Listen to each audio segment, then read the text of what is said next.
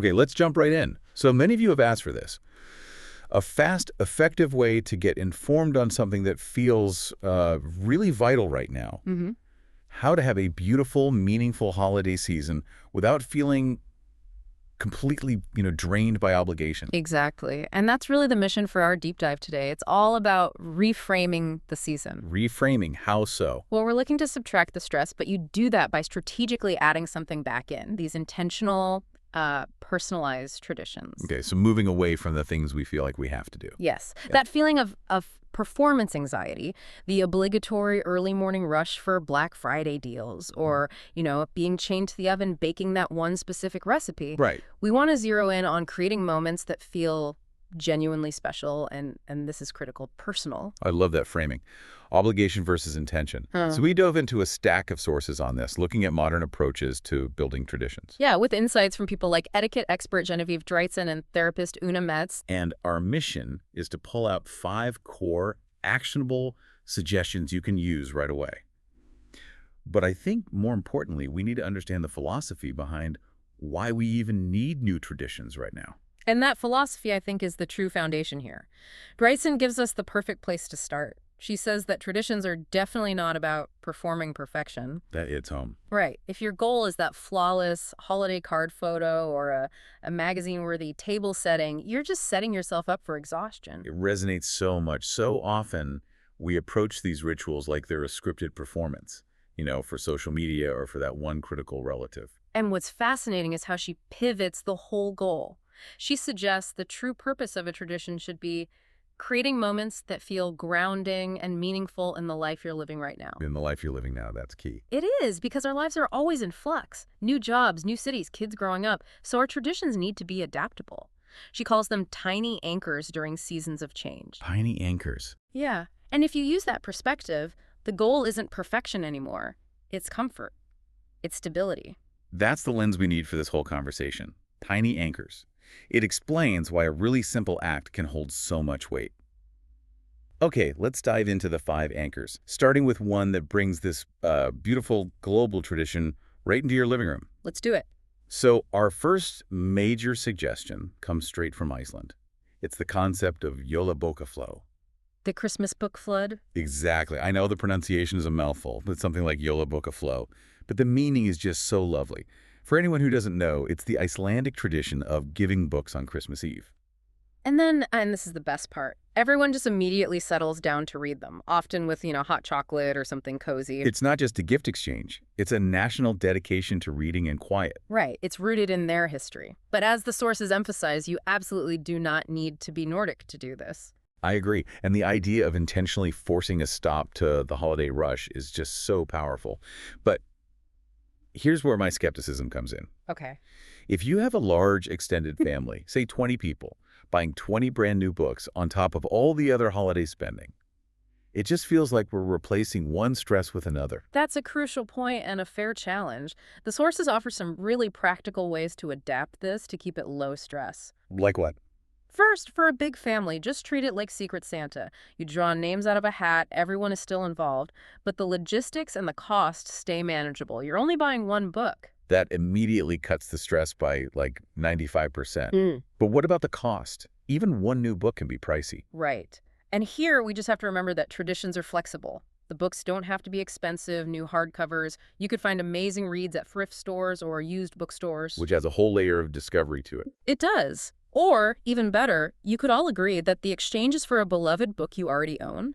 You wrap up an old favorite, maybe write a little note inside about why it meant something to you, and you exchange that. Oh, I love that. It turns the exchange into this low-pressure, high-value transfer of, personal connection, and it encourages that quiet downtime we're all craving. It really becomes an anchor. Okay, moving from quiet reading to something more hands-on. Let's look at our next anchor, making holiday crafts. Yeah, and this is something the whole family can do, whether it's over a few evenings or all on Christmas Eve or during Hanukkah. Simplicity seems to be the key here. Simplicity and accessibility, absolutely. The moment you need a specialty craft store or 3 hours of uninterrupted time, it starts to feel like that performing perfection thing all over again. So the goal is easy engagement. What are the suggestions? Well, for older kids, the recommendation is a classic. Paper snowflakes. You just need paper and scissors, that's it. Mm. You hang them on the mantle, put them on the tree. Super classic, low mess, low cost. Okay, easy enough. And for groups with multiple ages, especially with little kids, the idea is to decorate those inexpensive ball ornaments you can get at any dollar store. And those require 0 scissors, which is a huge win for safety and cleanup. A massive win. And they're a blank canvas. This is where the sources get really thoughtful about planning for different ages. Older kids can personalize them, draw scenes or write messages with a permanent marker. Turning them into these little works of art. Exactly. While the younger kids can still be completely involved just by using holiday stickers or ribbons, maybe a little bit of controlled glitter. Controlled glitter is a phrase every parent understands. Right. It's an inclusive activity where the result isn't really the point. The shared experience of creating is the point. Let me challenge this a bit, though. Yeah. We're trying to reduce stress. Yeah. Is there a danger we're just replacing the stress of commercialism with the stress of the DIY obligation? Yeah. What if the ornament looks terrible, or a kid has a meltdown over the glitter?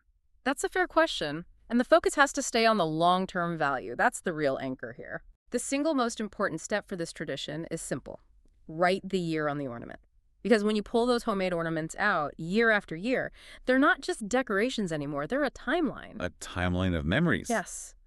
That terrible ornament from this year becomes a hilarious story in 5 years. Yeah. It's proof of how little they were. That simple act of labeling it transforms the craft into a treasured keepsake. It creates this disproportionate emotional value down the line. That's how you anchor a moment in time. Mm-hmm. I get that. Okay, let's shift gears completely to pure comfort. Mm-hmm. Our next tradition requires 0 assembly, 0 glitter, and 0 creative effort. The best kind. The annual rewatching of one specific nostalgic movie. This is maybe the simplest and most powerful anchor we found in the sources. It just requires time and a screen, and it works for any group. You and a partner, you and your roommates, or just you celebrating solo. And the sources say the nostalgia is what provides that grounding feeling. It's the predictability, right? Yeah. You know the plot twists, you know the soundtrack. And that signals to your brain, it's the holidays. We are safe, we are settled.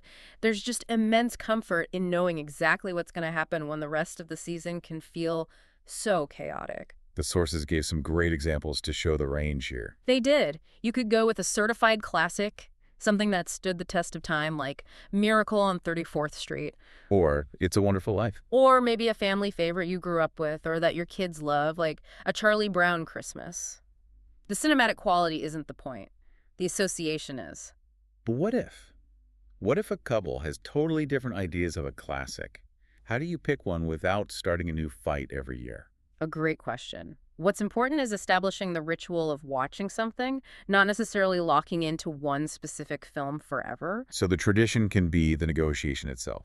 It could be. The tradition could be. The last Saturday before Christmas, we sit down together and we choose a movie to watch. It makes the mutual decision the anchor, not the movie. And if you're solo, you have full control. Your favorite cheesy Hallmark movie is a perfectly valid choice because it's about the comfort it brings to you. The tradition is making space for the activity. I like that. Okay, moving to our fourth anchor.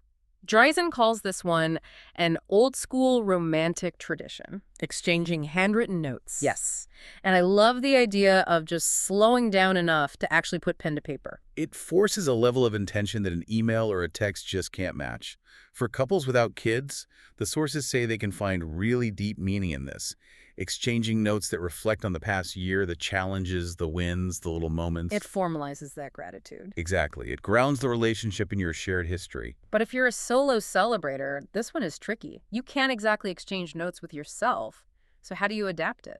The sources, specifically Dreisen again, offer a brilliant adaptation for this. It's called the Choose Your Own Joy Day. Choose your own joy. Tell me more. So instead of an external exchange, the solo celebrator commits to 3 specific intentional actions for themselves on their chosen day.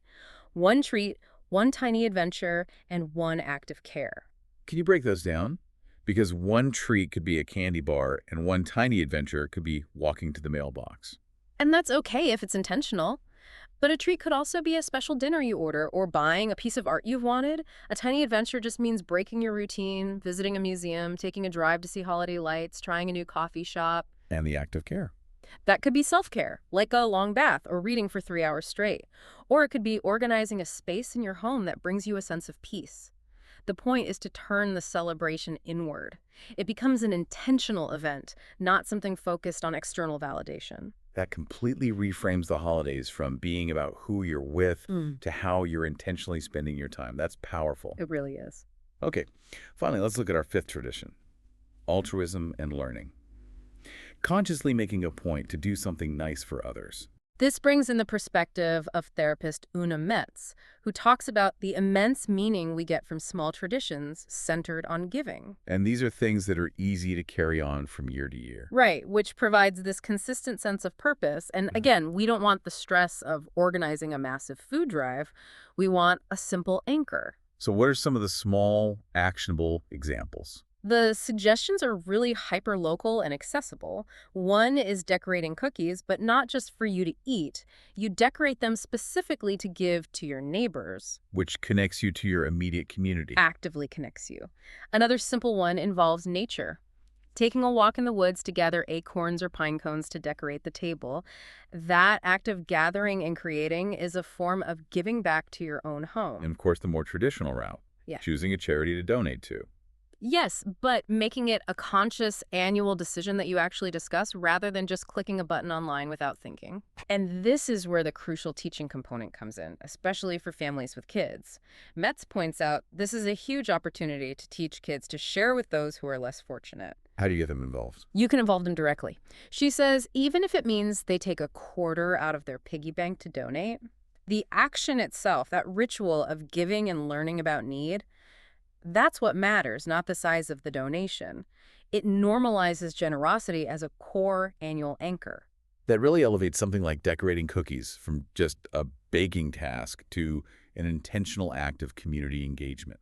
It all links back to that idea of grounding yourself. We've covered a remarkable range, haven't we? From the globally inspired coziness of Jolabokaflo, Flow, All the way through to making keepsakes with low-effort crafts. finding comfort in the annual movie, building connection through notes or joy days, and wrapping up with intentional altruism. And the one message we've extracted, the thing that needs to be underlined, is that the focus is on creating these grounding anchors. It's about meaning, not performing perfection. Precisely. It's a strategic shift to make the holiday season supportive instead of exhausting. The goal isn't a flawless holiday. It's a memorable and calm one. And what's really striking is how the source has made such a concerted effort to provide traditions that work for everyone. Whether you have a massive family, or you're celebrating with a partner, or you're planning a solo choose-your-own-joy day. Which I think raises a really important question for you, the listener, to carry forward. When we talk about family traditions during the holidays, how widely are we actually defining family? Yeah. Consider how you might tailor one of these anchors, the quiet joy of the book flood, or the structure of the note exchange specifically for a family of one, or for a chosen family of close friends. This framework gives you permission to make the holidays entirely yours, free from inherited pressure.